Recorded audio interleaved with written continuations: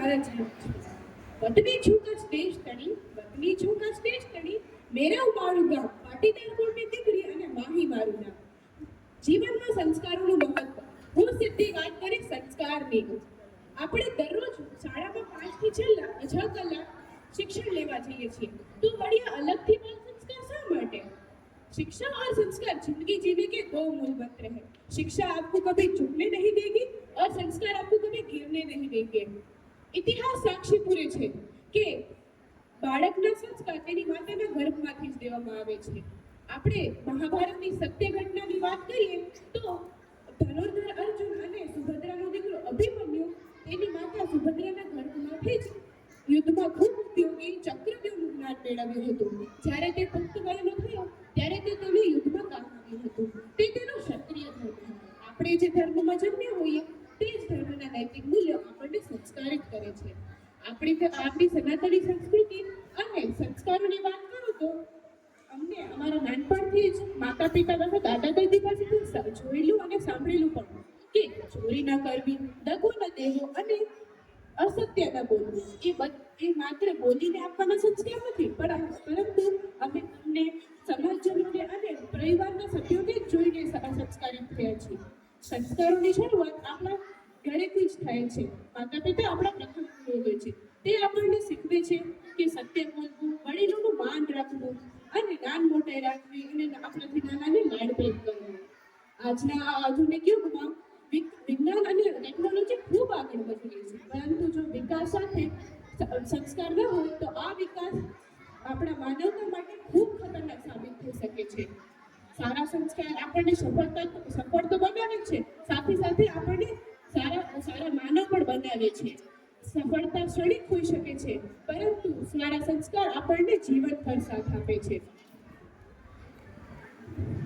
સારા સંસ્કાર આપણને સહનશીલતા શીખવે છે અને સમાજના ભિન્નમતનો સ્વીકાર કરવો અને સૌ સાથે પ્રેમથી વર્તવું, આ બધું જ સંસ્કારોના કારણે જ શક્ય બની શકે છે.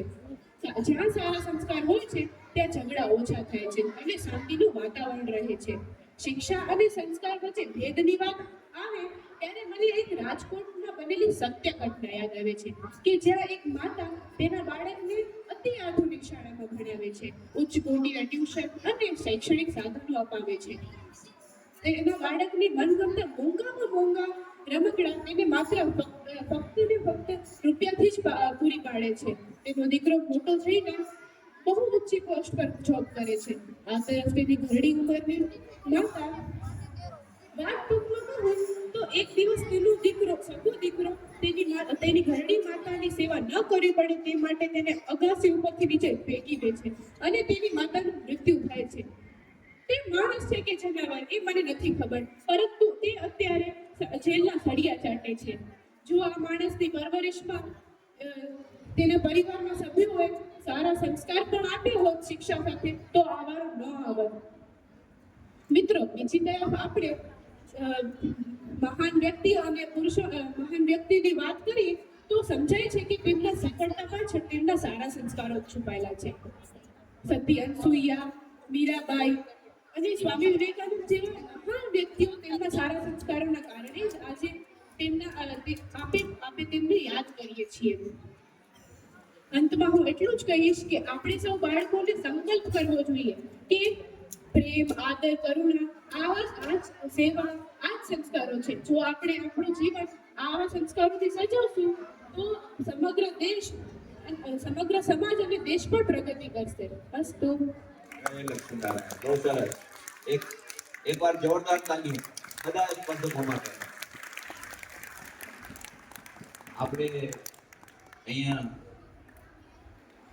નિહાળીએ છીએ પણ આ દરેક ભૂલકાઓ ઉપર અને એક એક્શન ઉપર, શબ્દ ઉપર, ભાવ ઉપર તેની નજર છે. એવા 3 આપણા નિર્ણાયકો આપણી વચ્ચે ઉપસ્થિત છે.